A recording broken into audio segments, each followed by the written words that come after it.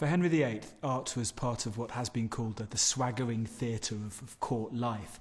I think it meant three things to him. For Henry VIII, owning art and putting it on his walls meant three things. It meant magnificence, it meant showing people how colourful, how extravagant, how rich you were, and also your cultural reach, if you like. The things that you could put on your walls indicated your expense accounts, the fabulous artists that you could get in to work for you.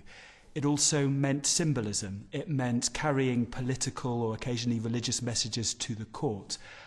This could be done through simple things like heraldic devices and mottos.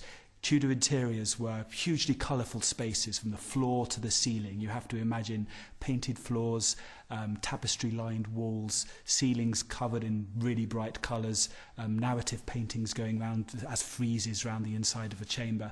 And these could carry messages about Henry's military victories, his achievements, and it could do so explicitly or implicitly.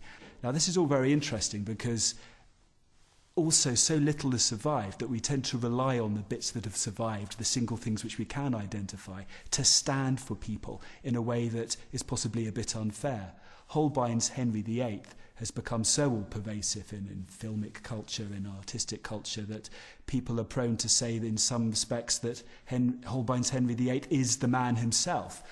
But that's a bit unfair. It's just one image, really, a much repeated image of the king. We do know that, for instance, he played around with Henry VIII's proportions in the Whitehall cartoons. So while facially, I think we get a very accurate depiction of the king, he adjusts his height and length of leg to make him look even more imposing. And so in that sense, you have aspects where things, I think, are probably close to reality, and then other elements where things were being exaggerated for effect.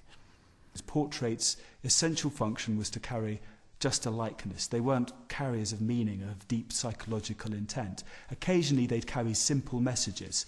Henry VIII painted a fantastic painting on one wall of his palace which became known as the Whitehall mural, where he's seen with his father and his mother and the wife that gave him an heir, Jane Seymour, as this big statement of dynastic power. Equally, you may get Henry appearing in paintings which are about victory or about his role in Reformation, but the images are relatively simple, and portraits particularly really only carry the meaning of wealth, of sophistication, and of likeness. I think the portrait that Holbein produced of Anne of Cleves certainly would have been a highly influential factor in Henry's decision to marry her. However much Cromwell might have been encouraging him from the sidelines, I think he would have been heavily influenced by that visual image. In one sense, we can see just how much he was influenced by the visual image, by his response to the portrait of Christina of Denmark, Duchess of Milan, one of the other candidates at this time, because Henry chose to keep this portrait even though she rejected him. And in fact, in 1547, in addition to portraits of Jane Seymour, the only other marriage candidate or wife that is represented within the royal collection is Christina, Duchess of Milan.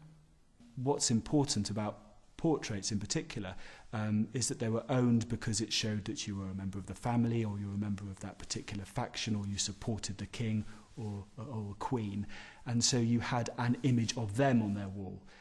You don't find the language of somebody wanting to own a Holbein because it was meant to be by a famous artist. That idea of the artist as a genius, if you like, comes much later.